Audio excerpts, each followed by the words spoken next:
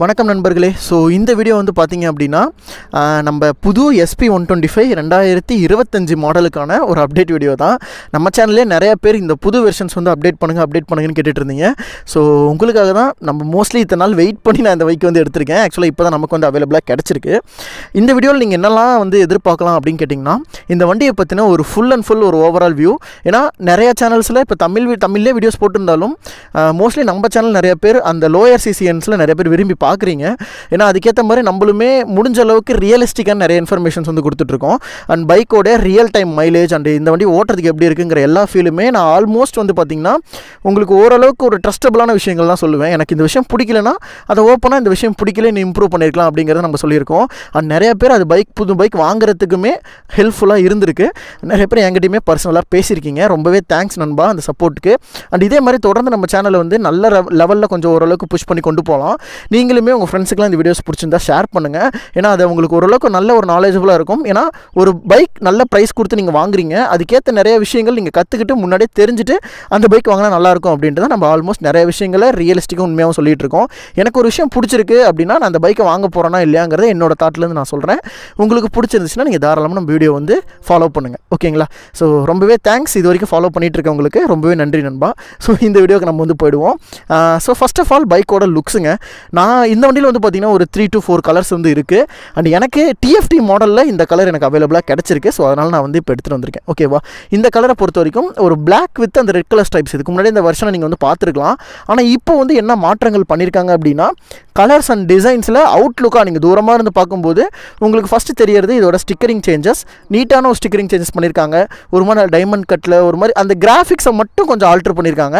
மற்றபடி வண்டியில் பெரிய மாற்றங்கள்னு அந்த ஃப்ரண்ட் எண்டில் எந்த அளவுக்கும் இல்லை. ரியரோட லைட்ஸ் வந்து மாற்றிருக்காங்க, முன்னாடி ஒரு லைட்ஸ் மாற்றிருக்காங்க. அதெல்லாம் நம்ம வீடியோக்குள்ளே வந்து பார்க்கலாம். முதல்ல நம்ம என்ஜின்லேருந்து போயிடுவோம். இந்த என்ஜினுங்க ஆக்சுவலி ஓரளவுக்கு நல்ல டீசென்ட்னு சொல்கிறத விட 125cc ஒரு பெஸ்ட் இன் கிளாஸ் என்ஜின் கண்டிப்பாக நான் இந்த என்ஜின் வந்து சஜஸ்ட் பண்ணுவேன். நீங்கள் வந்து எந்த வண்டியுமே உங்களுக்கு நம்புற அளவுக்கு இல்லை. நீங்கள் நல்லா ரஃப்பாகவும் ஓட்டுவீங்க, உங்களுக்கு ஸ்மூத்தாகவும் ஓட்டுவீங்க, கன்சிஸ்டண்ட்டாக ஒரு நல்ல மைலேஜ் கிடைக்கக்கூடிய ஒரு என்ஜின் வேணும் அப்படின்னா நீங்கள் தாராளமாக SP125 நீங்கள் கன்சிடர் பண்ணுறதில்ல. இந்த வண்டி நீங்கள் சூஸ் பண்ணிட்டு போயிடலாம் கண்ணை மூடிட்டு. ஏன்னா இந்த என்ஜினை பொறுத்த வரைக்கும் இப்போ இருக்க 125cc பைக்ஸ்லேயே ஒரு ஹையர் மைலேஜ் கொடுக்கக்கூடிய ஒரு வண்டினா கண்டிப்பாக இதுதான். ஏன்னா நான் ரியல் டைமில் இந்த வண்டியை ஓட்டி பார்த்து எனக்கு கிடைச்ச மைலேஜை வச்சு நான்லாம் வியந்திருக்கேன். அந்தளவுக்கு நல்ல மைலேஜ் கொடுக்கும். நீங்கள் சீரியஸ்லி ஒரு 65 to 69ங்க அவ்வளோதான், 70க்குள்ளே நீங்கள் வந்து ஓட்டிக்கிட்டு இருக்கிற ஆள் அப்படின்னா உங்களுக்கு இந்த வண்டி தாராளமாக 70 to 73 மைலேஜ் வந்து கிடைக்கும். இந்த வண்டியில் டிஸ்பிளேயில் என்ன காட்டுதோ அந்த ரியல் டைம் மைலேஜ் உங்களுக்கு பைக் நீங்கள் வந்து ரியல் ஃபீல்டில் நீங்கள் ரோட்டில் ஓட்டும்போது உங்களுக்கு கிடைக்கும். அதுதான் இந்த வண்டியை பொறுத்த வரைக்கும் ஒரு பெரிய அட்வான்டேஜ். 70 ஆவரேஜ் இந்த வண்டி தாராளமாக நீங்கள் எடுக்கலாம். 65+ கண்டிப்பாக உங்களுக்கு மைலேஜ் வரும். அந்தளவுக்கு ஒரு பெஸ்ட் பைக். ஆனால் அது ஸ்பீடு நீங்கள் 65, 66 அந்த ரேஞ்சுக்குள்ளார நீங்கள் ஓட்டுற ஆளாக இருந்தீங்கன்னா மட்டும் விரட்டுனீங்க அப்படின்னா அதுக்கேற்ற மாதிரி மைலேஜ் ட்ராப் வந்து இருக்க தான் செய்யுது. பட் ஓகே, நம்ம லோக்கலில் ஓட்டுறவங்க மோஸ்ட்லி அந்த ஸ்பீட்ஸுக்குள்ளே தான் மேனேஜ் பண்ணுற ஆளாக இருக்கீங்க. இந்த வண்டியை சூஸ் பண்ணுற ஆளுமே கிட்டத்தட்ட அந்த மாதிரி கேட்டகரி தான். ஸோ அதனால் உங்களுக்கு நீங்கள் வண்டியை நல்லா மெயின்டைன் பண்ணக்கூடிய ஒரு ஆள், உங்களுக்கு நல்ல மைலேஜ் ஆவரேஜாக கிடைக்கணும் அப்படின்னா நீங்கள் கண்டிப்பாக இந்த பைக் வந்து சூஸ் பண்ணிட்டு போயிடலாம். அந்தளவுக்கு ஒரு சூப்பரான ஒரு என்ஜின்.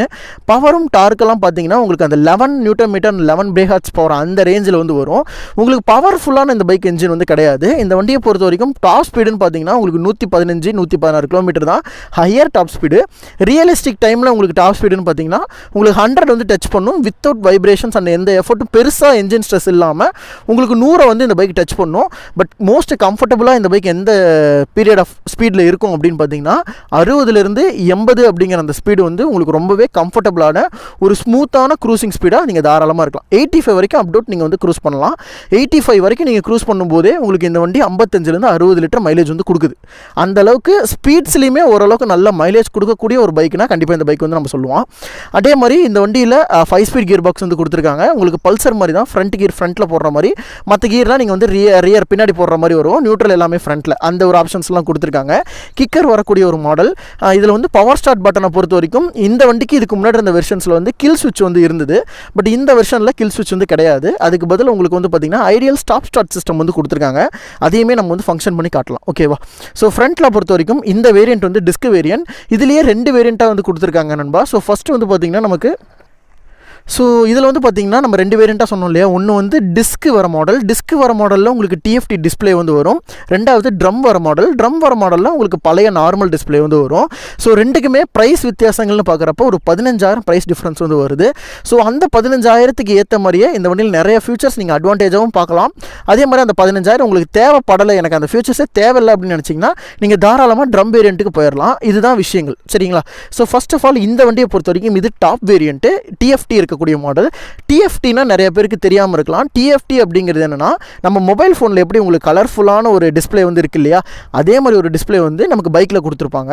நிறைய கலர்ஃபுல்லான இன்ஃபர்மேஷன்ஸ் இருக்கும். அட் த சேம் டைம் நிறைய விஷயங்கள் நீங்கள் வந்து ஒரு மேப்பை கனெக்ட் பண்ணி ஓட்டுறதுலேருந்து 10x10 நேவிகேஷன்ஸ்ன்ட்டு நிறைய விஷயங்கள் ஒரு ப்ரீமியமாக கொடுத்துருப்பாங்க.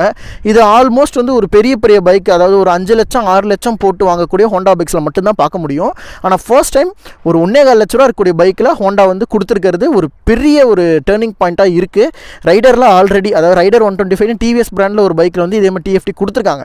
ஆனால் அந்த டிஎஃப்டியை விட இந்த வண்டியில் கொடுத்துருக்கூடிய டிஎஃப்டி ஒரு பெரிய ப்ரீமியம் செக்மெண்ட்டில் இருக்கக்கூடிய பைக்கில் இருக்கிறத அப்படியே அவுட் டவுன் பண்ணி கொடுத்துருக்கிறது ஒரு பெரிய ப்ளஸ் பாயிண்ட்டாக நான் பார்க்குறேன். எனக்கு ரொம்ப பிடிச்சிருக்கு இந்த விஷயம். ஸோ டிஸ்கை பொறுத்த வரைக்கும் இதில் வந்து சிங்கிள் டிஸ்க்கு, ரியரில் வந்து உங்களுக்கு ட்ரம் பிரேக் வரும். சிங்கிள் டிஸ்க்குன்னு பார்க்குறப்ப ஃப்ரண்ட்டில் நிசின் கேலிப்பர், சிங்கிள் பிஸ்டன் மட்டும்தான். பிரேக்கோட பர்ஃபார்மன்ஸ் டீசெண்டாக இருக்கும். 60-65 போனீங்கன்னா உங்களுக்கு இந்த பிரேக் நல்லா இருக்குது. அதே நான் ஒரு 80 ஸ்பீடில் விட்டு விரட்டிட்டு அதுக்கப்புறம் பிரேக் அடிச்சேன்னா கண்டிப்பாக கொஞ்சம் லேக் ஆக தான் செய்யுது. அந்தளவுக்கு பஞ்சியாக எனக்கு ஃபீல் ஆகலை.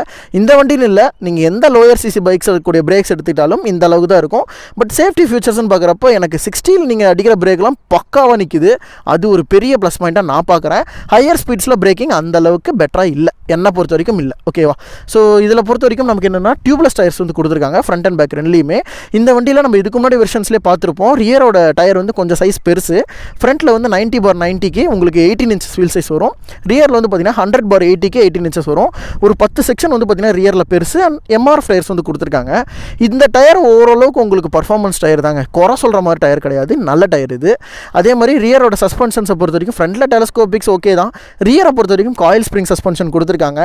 ரொம்ப கம்ஃபர்டபுளான சஸ்பென்ஷன் சொல்ல முடியாது. நீங்கள் ஸ்பீடில் போய் ஒரு டம்ப்னு ஒரு பம்பில் அடித்து எடுத்துனீங்கன்னா அப்படின்னா உங்களை ஒரு தூக்கி போடுது. அது வேணால் அந்த மாதிரி சஸ்பென்ஷன். பட் பொறுமையாக ஒரு டீசெண்டாக ஓட்டுறவங்களுக்கு, கொஞ்சம் இந்த மாதிரி கரடு முரடான ஏரியாவில் ஓட்டுறவங்களுக்கு தகுந்த மாதிரி ஒரு சஸ்பென்ஷனாக கொடுத்துருக்கேன், நல்லாயிருக்கு. ரியரோட லைட்ஸை பொறுத்த வரைக்கும் இந்த லைட்ஸ் இருக்குது பார்த்தீங்களா, இது வந்து யூனிகார்ன் 160 இருந்த லைட்டு, அது அப்படியே இப்போ 125cc கொடுத்துருக்காங்க. எனக்கு இந்த லைட் ரொம்பவே பிடிக்கும். எனக்கு அந்த வண்டியில் நான் ரிவ்யூ சொல்லும்போதே சொல்லியிருப்பேன் இது சூப்பரான லைட்டுன்ட்டு. அண்ட் எல்இடி லைட்ஸு சூப்பராக இருக்குங்க. ரீசெண்டாக சொல்லும்போது செம்ம ஒரு ஐகானிக்கான ரியர் டிசைன் இருக்கக்கூடிய ஒரு வண்டினா இதுதான். இந்த ரீசெண்ட் டைம்ஸில் அந்தளவுக்கு ஒரு நல்ல டிசைன் ப்ரொடியூஸ் பண்ணியிருக்காங்க. இந்த டிசைன் எனக்கு ரொம்பவே பிடிச்சிருக்கு. இது நல்லா இருக்குது. பழைய வண்டியை கம்பேர் பண்ணும்போது இது நல்லா இருக்குது. உங்களுக்கு இண்டிகேட்டர்ஸ் 4மே வந்து பல்பில் ஹாலஜன் யூனிட் வந்து கொடுத்துருக்காங்க. சீட்ஸை பொறுத்த வரைக்கும் ரொம்பவே ஒரு கம்ஃபர்டபுளான ஒரு சீட், ரொம்ப லென்த்தான ஒரு சீட்டு. சீரியஸ்லேயே ரொம்ப கம்ஃபர்டபுளான சீட்டுங்க. நீங்கள் பல்காக இருந்தீங்கன்னா கூட சூப்பராக இருக்கும் இந்த வண்டி. ஒரு ஃபேமிலி ஆப்ஷன்ஸுக்கு ஒரு 3 பேர் குடும்பத்தோடு போகிற அளவுக்கு ஏற்ற மாதிரியான ஒரு சீட்டு. அதுக்கேற்ற குஷனிங்கும் இருக்கும். ரொம்ப பஞ்சு மாதிரி இருக்காது. எக்ஸ்ட்ரா மேலே ஏதோ குஷன் போடுற மாதிரி தான் இருக்கும். பட் இந்த வண்டியில் கொடுத்துருக்க ஸ்டாக் சீட் மற்ற 125cc கம்பேர் பண்ணுறப்போ டீசெண்டாக இருக்குது, நல்லா இருக்குது. அதனால் லென்த்தியான சீட்டுமே கூட இது. அண்ட் சூப்பர் ஸ்ப்ளெண்டர் 125 இதெல்லாம் கிட்டத்தட்ட ஒரு பெரிய சீட் இருக்கக்கூடிய ஒரு மாடல்ஸு. அண்ட் பைக்குமே கொஞ்சம் நல்லா பல்ஜாக இருக்கக்கூடிய ஒரு பைக்கு, நல்லாயிருக்கும். இந்த சீட்டில் நீங்கள் டீசெண்டாக ஒரு ஃபேமிலியை கூட்டிகிட்டு தாராளமாக போகலாம். அண்ட் 2-3 பேர் நல்லா கம்ஃபர்டபுளாக போகிற அளவுக்கான ஒரு சீட்டு தான். குஷனுமே நான் அமுத்தி காட்டுறேன் உங்களுக்கு. ஓரளவுக்கு கொஞ்சம் நல்லா பஞ்சு மாதிரியே கொடுத்துருப்பாங்க, நல்லாயிருக்கு. டேங்கோட சைஸை பொறுத்த வரைக்கும் இது 11.5 litres tank and metal tank. E20 model அப்டேஷனில் வரக்கூடிய ஒரு வண்டி. அண்ட் முக்கியமான விஷயம் சொல்ல மறந்துட்டேன், இந்த வண்டி வந்து பார்த்திங்கன்னா BS6ஓட கிரேட் பின்னு செக்ஷன் சொல்லுவாங்க. அதாவது BS6 ஃபேஸ் 2ஓட அடுத்த வேரியண்ட், கிட்டத்தட்ட BS7 கூட அந்த நேம் வச்சுக்கலாம். அதில் வந்துருக்கூடிய ஃபஸ்ட்டு மாடல் இந்த வண்டி தான். இதுவும் ஆக்டிவா 125. இன்னும் மற்ற பிராண்ட்ஸே நான் சொல்கிறேன், இந்தியாவிலேயே ஃபஸ்ட்டு டைம் ஒரு BS6 அப்டேஷன் B செக்டார் பைக்கில் இதுதான் ஃபஸ்ட்டு வண்டி. இது வரைக்கும் BS6 A செக்ஷனில் வந்துட்டு இருந்துச்சு நிறைய வண்டி, அதை 0.2ன்னு சொல்லுவோம். இது கிட்டத்தட்ட நீங்கள் 0.3ன்னு கூட சொல்லலாம். BS6 0.3 வெர்ஷன் 3 வெர்ஷன் இது. இதுதான் ரீசெண்டாக இருக்கக்கூடிய ஒரு அப்டேட்டான ஒரு மாடல் இந்த வண்டி. இதுக்கப்புறமேட்டு தான் மற்ற பிராண்ட்ஸ் அப்டேட் பண்ணுவாங்க. ஸோ அந்தளவுக்கு ரொம்பவே அப்டேஷனில் இருக்கக்கூடிய ஒரு 2025 மாடல். இந்த வண்டி தான் ஃபர்ஸ்ட் டைம் ஒரு 2025 மேனுஃபேக்சரிங் ஆன ஒரு வண்டி. ஓகேவா, நீங்கள் அப்படி கூட எடுத்துக்கலாங்க. இதுதான் வந்து இப்போதைக்கு இந்த வண்டியில் கொடுத்துருக்க அப்டேட். இன்னும் கண்டிப்பாக ஒரு 1 இயருக்கு இந்த வண்டியை மாற்ற மாட்டாங்க. ஸோ நீங்கள் தாராளமாக இந்த பைக்கை நீங்கள் கன்சிடர் பண்ணலாம். இதுக்கப்புறம் இந்த மாடல் வந்து சேஞ்ச் ஆகாது. ஸோ இங்கே வந்து பார்த்தீங்கன்னா உங்களுக்கு ஐடியல் ஸ்டாப் ஸ்டார்ட் சிஸ்டம் வந்து கொடுத்துருப்பாங்க. இதில் வந்து AOFன்னு கொடுத்துருக்காங்களா, ஐடியல் ஸ்டாப் சிஸ்டம் தான். இது வந்து என்ஜின் கில் சுவிட்ச்க்கு வந்து கிடையாது. ஜஸ்ட் நீங்கள் ஸ்டார்ட் பண்ணுறீங்க. அதே மாதிரி சைலண்ட் ஸ்டார்ட் சிஸ்டம். இந்த வண்டிலாம் சுத்தமாக சவுண்டே கேட்காதுங்க. செம்ம வண்டி இது. அப்படியே ரொம்ப பூ மாதிரி ஓட்டுவான்னு சொல்லுவான்ல, ஆமாம் மாதிரி இவன். இந்த வண்டி எனக்கு ரொம்பவே பிடிக்கும். இதுக்கு முன்னாடி இந்த வெர்ஷனை விட இதோட என்ஜின் அவ்வளோ ஸ்மூத். இது வந்து என்னென்னா பைக் வந்து ஆஃப் ஆகிடும். இந்த ஆஃப் ஆன விஷயங்கள் நான் கொஞ்சம் நேரம் உங்களுக்கு இந்த கியர்லாம் போட்டு காட்டுறேன் உங்களுக்கு. ஏன்னா கியரில் இருந்தால் தான் இந்த ஐடியல் ஸ்டாப் சிஸ்டம் வந்து ஒர்க் ஆகும். ஸ்டாண்ட் எடுத்துட்டோம்.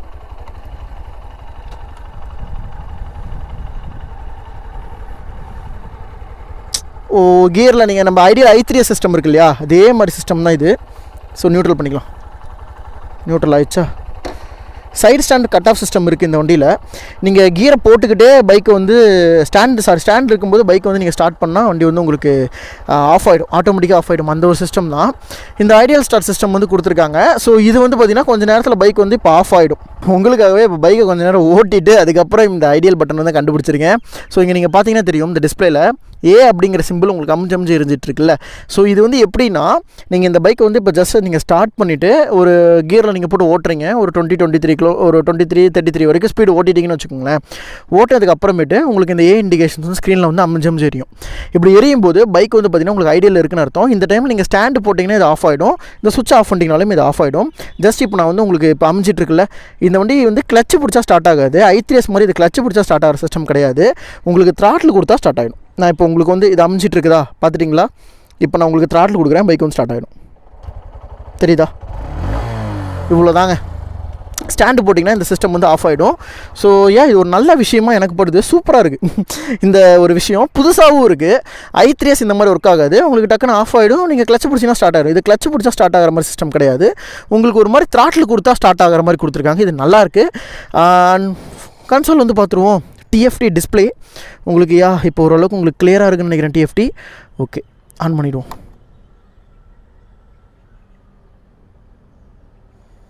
இது உங்களுக்கு ஒரு கலர் டிஸ்பிளே. நான் ஃபஸ்ட்லேருந்து காட்டுறேன். ஹோண்டா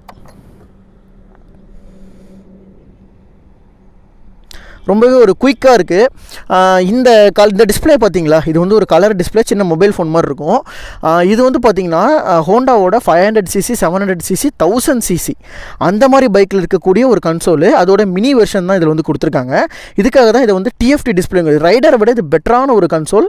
அண்ட் இங்கே வந்து சைட் ஸ்டாண்ட் இண்டிகேஷன்ஸ், உங்களுக்கு நியூட்ரல் இண்டிகேஷன்ஸ் எல்லாமே பார்த்தா தெரியும். இது வந்து ஆவரேஜ் உங்களுக்கு காட்டும். இதை கண்ட்ரோல் பண்ணுறதுக்கான மோட் பட்டன்ஸ் எல்லாமே உங்களுக்கு லெஃப்ட் சைடில் இருக்க கியரில் ஜாய்ஸ்டிக் மாதிரி கொடுத்துருப்பாங்க. ஜஸ்ட் நீங்கள் வந்து சைடில் ஷிஃப்ட் பண்ணுற மூலிமா உங்களுக்கு பெட்ரோல், அதோட ரேஞ்சு, அதோட கிலோமீட்டர், அதோட செட்டிங்ஸ் நீங்கள் வந்து பார்த்துக்க முடியும். அட் த சேம் டைம் உங்களுக்கு வந்து அதே மாதிரி இந்த வண்டியில் வந்து பார்த்திங்கன்னா உங்களுக்கு வந்து இந்த கிலோமீட்டரோட ரேஞ்சுமே காட்டும். சைடில் ரேஞ்சு கீழே இது பண்ணிங்கன்னா உங்களுக்கு 80 km/லிட்டர் வந்து உங்களுக்கு ரேஞ்ச் காட்டுதா. தென் அதுக்கப்புறமேட்டு 9.2 km trip A, then trip B, டோட்டலாக 9 km உங்களுக்கு வந்து காட்டியிருக்கு.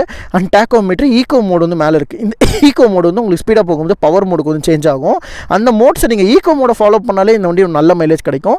ஸ்பீடோமீட்டர் இருக்குது. இந்த சைடில் மொபைல் பேரிங் சிஸ்டம் இருக்குது இல்லையா, இது வந்து பார்த்தீங்கன்னா உங்கள் மொபைலோட ஒரு ஆப், ஹோண்டா கனெக்ட் ஆப் இருக்குது. அந்த ஆப்போடு நீங்கள் கனெக்ட் பண்ணி உங்களுக்கு டர்ன் பை டர்ன் நேவிகேஷன்ஸ், உங்களுக்கு ஃபோனில் வரக்கூடிய மெசேஜஸ், கால் அலர்ட்ஸ் முதற்கொண்டு எல்லாத்தையுமே நீங்கள் இதுலேயே வந்து பார்த்தீங்கன்னா பார்த்துக்க முடியும். அண்ட் இதுலேயே நீங்கள் அட்ஜஸ்ட்டும் பண்ணிக்க முடியும். இந்த விஷயம் எல்லாமே ஹோண்டா பிக் விங்கில் இருக்கக்கூடிய பைக்ஸில் இருக்கும். அண்ட் ஃபர்ஸ்ட் டைம் இந்த பைக்கில் தான் கொடுத்துருக்காங்க. CB200Xயில் கூட கொடுக்கல. இந்த வண்டியில் தான் ஃபர்ஸ்ட் டைம் வந்திருக்கு. இது என்னை பொறுத்த வரைக்கும் ஒரு பெரிய ப்ளஸ் பாயிண்ட்டாகவும் பார்க்குறேன். அட் த சேம் டைம் இந்த ஃபியூச்சர் உங்களுக்கு வேணாம் அப்படின்னு நினச்சிங்கன்னா இது இல்லாமல் நீங்கள் நார்மல் டிஸ்பிளே மாடல் வந்து சூஸ் பண்ணிக்கலாம். அது வந்து இதோட ஒரு 15,000 ப்ரைஸ் வந்து பார்த்திங்கன்னா உங்களுக்கு கம்மியாக இருக்கும். அண்ட் யங்ஸ்டர்ஸ் மோஸ்ட்லி நானாக இதை தான் விரும்புவேன். எனக்கு அந்த 15,000ங்கிறதுல நான் வாங்க போகிறது ஒரே ஒரு பைக் வாழ்க்கையில், அது எனக்கு பிடிச்ச மாதிரி நான் வாங்கணுன்னு தான் ஆசைப்படுவேன். என்ன மாதிரி ஒரு மைண்ட் செட் இருக்கவங்க இந்த பைக்கை நீங்கள் கண்டிப்பாக சூஸ் பண்ணலாம். இது நீங்கள் கொடுத்துருக்க அந்த 15,000 ஒரு பயங்கர ஒர்த்தபிள் ஃபியூச்சராக இருக்கும். அண்ட் மோஸ்ட்லி நிறைய பிராண்ட்ஸில் 30,000-40,000 போடுறாங்க TFTக்கு. இதில் ஒரு 15,000 இன்க்ரீஸ் பண்ணியிருக்கிறது என்னை பொறுத்த வரைக்கும். இது வந்து 15,000 டிஸ்பிளேக்கு மட்டும் இல்லை, ஃப்ரண்ட்டோட LED, ரியரோட LED எல்லாமே சேஞ்ச் பண்ணியிருக்காங்க. அண்ட் ஹோண்டானாலே லைட்ஸ் வந்து மொக்கையாக தான் இருக்கும் அப்படிங்கிறது ஒரு பாயிண்ட் இருக்குது. என்னோட CB200X வீடியோ கூட பார்த்துருப்பீங்க. லைட்டெல்லாம் வந்து டார்ச் அடிக்கிறதோட மோசமாக இருக்கும். ஆனால் இந்த வண்டி அப்படி கிடையாது. இதோடைய லைட்ஸ் வந்து பார்த்திங்கன்னா உங்களுக்கு ஓரளவுக்கு நல்ல டீசெண்டான ஒரு லைட்ஸ், நல்ல பவர்ஃபுல்லான லைட்ஸு. உங்களுக்கு சைடில் வந்து பார்த்திங்கன்னா DRLs வந்து கொடுத்துருக்காங்க இந்த இடத்துல 2 பக்கமும். இது வந்து லோ பீம், ஹை பீம் வந்து கொடுத்துருக்காங்க. லைட்ஸோட செக்மெண்ட் கொஞ்சம் சேஞ்ச் பண்ணியிருக்காங்க. லைட் இன்னுமே பவர்ஃபுல்லாக மாற்றிருக்காங்க. அந்த விஷயங்கள் நல்லாயிருக்கு. அண்ட் இதில் வந்து அந்த ஹசார்ட் லைட் 4 இண்டிகேட்டருமே எரியிற மாதிரியான ஆப்ஷன்ஸ்லாம் வந்து கிடையாது. இது ஒரு யூஸ்வலான ஒரு பைக்கு, உங்களுக்கு அதெல்லாம் தேவைப்படாது. அண்ட் நல்லாவும் இருக்குது வண்டியை பொறுத்த வரைக்கும். லைட் இன்னும் கொஞ்சம் இம்ப்ரூவ் பண்ணி கொடுத்துருக்கிறது ஹோண்டா சைட்லேருந்து எனக்கு ஒரு பெரிய ப்ளஸ்ஸாக நான் பார்க்குறேன். ஏன்னா இது எனக்கு ரொம்ப முக்கியமான ஒரு விஷயம். லைட் வந்து நல்லா இருக்கிறது. அண்ட் மோஸ்ட்லி நிறைய பைக்ஸில் வந்து ஹோண்டா பொறுத்த வரைக்கும் லைட்ஸ் மொக்கையாக தான் கொடுக்குறாங்க. ஆனால் இப்போ அவங்க கொடுத்துருக்க 25 வெர்ஷன்ஸ் எல்லாத்துலேயுமே லைட் இம்ப்ரூவ் பண்ணியிருக்காங்க. யூனிகார்ன்லேயுமே எல்இடி லைட்ஸ் இம்ப்ரூவ் பண்ணியிருக்காங்க. அந்த வீடியோமே கூடிய சீக்கிரம் வரும். ஸோ நம்ம சேனலுக்கு சப்ஸ்கிரைப் பண்ணி வச்சு நீங்கள் பாருங்கள். இன்னும் நிறைய வீடியோஸ் நம்ம வந்து பார்க்கலாம். ஓகேவா? ஸோ ஓவராலாக இந்த வீடியோட எண்டுக்கு நம்ம வந்து வந்துட்டோம். இந்த பைக்கை பொறுத்த வரைக்கும் யாரெல்லாம் சூஸ் பண்ணலாம் அப்படின்னு கேட்டிங்கன்னா, ப்ரோ எனக்கு வந்து ஒரு 1.25 லட்ச ரூபா தான் பட்ஜெட்டு. எனக்கு ஒரு நல்ல பெரிய ஒரு ஃபேமிலி பைக்கும் வேணும். அட் த சேம் டைம் அந்த வண்டி ஃபேமிலிக்கு மட்டுமே யூஸ் பண்ண முடியாத மாதிரியும், எனக்கு ஒரு லாங் ட்ரிப் போகிற மாதிரியும் எனக்கு ஐடியா இருக்கும். நான் அப்பப்போ கொஞ்சம் லாங் ட்ரிப்லாம் போவேன். ஒரு 100 கிலோமீட்டர் 200 கிலோமீட்டர்லாம் எனக்கு ஸ்ட்ரெச்சில் இருக்குது. நான் அடிக்கடி போக வேண்டிய விஷயம் இருக்குது. எனக்கு அதே மாதிரி மைலேஜ் எனக்கு காம்ப்ரமைஸ் பண்ண மாட்டேன். எனக்கு ஒரு நல்ல மைலேஜ் வேணும். எனக்கு கொடுத்துருக்க காசுக்கு ஒரு ஒர்த்தான சூப்பரான ஒரு பைக் வேணும் அப்படின்னு நினச்சிங்கன்னா தாராளமாக நீங்கள் இந்த பைக் வந்து சூஸ் பண்ணலாம். ஏன்னா இது வந்து நீங்கள் கொடுக்குற காசுக்கு செம்ம ஒர்த்து. நிறைய பேர் ரீசேல் வேல்யூ இல்லை அப்படிலாம் சொல்கிறாங்க. தலைவா, நீங்கள் ஏன் தலைவர் ரீசேல் பண்ண போகிறீங்க? ஏன்னா இது ஒரு செம்மையான ஒரு வண்டி. உங்களுக்கு ஸ்ப்ளெண்டரை விட இந்த வண்டி நிறைய மைலேஜ் கொடுக்கும் அப்படின்னு வந்துச்சுன்னா நீங்கள் எதுக்காக இந்த வண்டியை ரீசேல் பண்ணணும்? கரெக்டு தானே. நீங்கள் ஒரு 5 இயர்ஸ் 6 இயர்ஸ் எப்படி இந்த பைக் வச்சு ஓட்ட தான் போகிறீங்க. 5-6 வருஷத்துக்கு அப்புறம் இந்த வண்டியோட வேல்யூவே என்னன்னு தெரியும். இப்போ ஒரு 5 வருஷத்துக்கு 10 வருஷத்துக்கு முன்னாடிலாம் ஸ்ப்ளெண்டர் ஒரு நார்மல் பைக்கு. பட் இப்போ அது ஒரு வேல்யூபிளான பைக்காக இருக்குது. ஆனால் இப்போ நிறைய பேர் ஸ்ப்ளெண்டர் சூஸ் பண்ணுறதுக்கு பதிலாக நிறைய பைக்ஸ் ஆல்டர்னேட்டாக சூஸ் பண்ண ஆரம்பிச்சிட்டாங்க. ஏன்னா ஸ்ப்ளெண்டரே உங்களுக்கு வந்து கன்சிஸ்டண்ட்டாக 55-60க்குள்ளே தான் மைலேஜ் வருது. அப்படி பார்க்கும்போது இந்த வண்டி உங்களுக்கு ஸ்பீடாக நீங்கள் ஓட்டினாலுமே உங்களுக்கு 55லேருந்து 60 வருது. 60லேயே ஓட்டினீங்க அப்படின்னா உங்களுக்கு டீசெண்டாக ஒரு 70-72 வரைக்கும் மைலேஜ் வருது அப்படின்லாம் நிறைய பேர் சொல்லி கேள்விப்பட்டிருக்கேன். நான் கேள்விப்பட்டதையும் தாண்டி நானே அதை ஓட்டி செக்கும் பண்ணியிருக்கேன். அந்த ஒரு கான்ஃபிடென்ட்டில் நான் உங்ககிட்ட பேசுகிறேன். இது மைலேஜ் வைஸ் ஒரு சூப்பரான வண்டி. தாராளமாக 75 லிட்டர் வரைக்கும் நீங்கள் கண்டிப்பாக எடுக்கலாம் மைலேஜ். ஏன்னா அந்த மாதிரி ஒரு வண்டிங்க. அப்படி ஒரு வண்டி நம்ம ஏன் வந்துட்டு லோவாக நம்ம ஹைப் ஏற்றிக்கிறோம்னு எனக்கு தெரியல. சூப்பரான ஒரு வண்டி, பக்காவாக இருக்குது. ஹைட்டாக இருக்கவங்க, வெயிட்டாக இருக்கவங்க, ஒரு காலேஜ் ஸ்டூடெண்ட்ஸ்க்கு டீசெண்டான ஒரு லுக்கில் இருக்கக்கூடிய ஒரு ஃபேமிலிக்கும் ஓட்டுற மாதிரி ஒரு வண்டினா இது நீங்கள் பார்க்கலாம். இல்லை நீங்கள் தனியாக தான் ஓட்டுறீங்க அப்படின்னா இன்னுமே மார்க்கெட்டில் நிறைய பைக் இருக்குது. பல்சர் 125 இருக்குது, எக்ஸ்ட்ரீம் 125 இருக்குது. ஏன்னா ஸ்போர்ட்ஸ் வேரியண்ட்டில் நீங்களா கலக்குன்னு கலக்கிட்டு இருக்க அந்த வண்டிலாம் நீங்கள் அதுக்கு சூஸ் பண்ணலாம். பட் அப்போ நீங்கள் மைலேஜுங்கிறத காம்ப்ரமைஸ் பண்ணணும். ஆனால் இந்த வண்டியை பொறுத்த வரைக்கும் லுக்ஸு அண்ட் மைலேஜ் இது எல்லாமே உங்களுக்கு ஒரு மாதிரி மிக்சடாக அது வந்து நல்லாயிருக்கும். அதனால தான் நான் சொல்கிறேன், இது ஒரு ஒர்த்தபுளான மிஷின். இந்த ப்ரைஸுக்கு என்னை பொறுத்த வரைக்கும் ஒரு பெஸ்ட் ஆப்ஷனாக எனக்கு படுதுங்க. ஸோ நீங்கள் சொல்லுங்கள் இந்த வண்டி எப்படி இருக்குது அப்படின்ட்டு கமெண்ட் பண்ணுங்கள். அண்ட் உங்களுக்கு இந்த வீடியோ பிடிச்சிருக்கனாலும் கமெண்ட் செக்ஷனில் சொல்லுங்கள். நான் நிறைய விஷயங்கள் இந்த வண்டியில் ஷேர் பண்ணிட்டேன். என் மனசில் நான் பட்டு அதை நான் ஷேர் பண்ணியிருக்கேன். உங்களுக்கு இந்த வீடியோ பிடிச்சிருக்கா? அண்ட் இதே மாதிரி நம்ம சேனல் தொடர்ந்து நிறைய வீடியோஸ் வந்துட்டுருக்கோம். எதாக இருந்தாலும் கீழே கமெண்ட் பண்ணுங்கள். ஸோ இதே மாதிரி இந்த வண்டியோட டெஸ்ட் ட்ரைவில் நான் வந்து உங்களை மீட் பண்ணுறேன். தேங்க்ஸ் ஃபார் வாட்சிங் நண்பா. Take care and bye.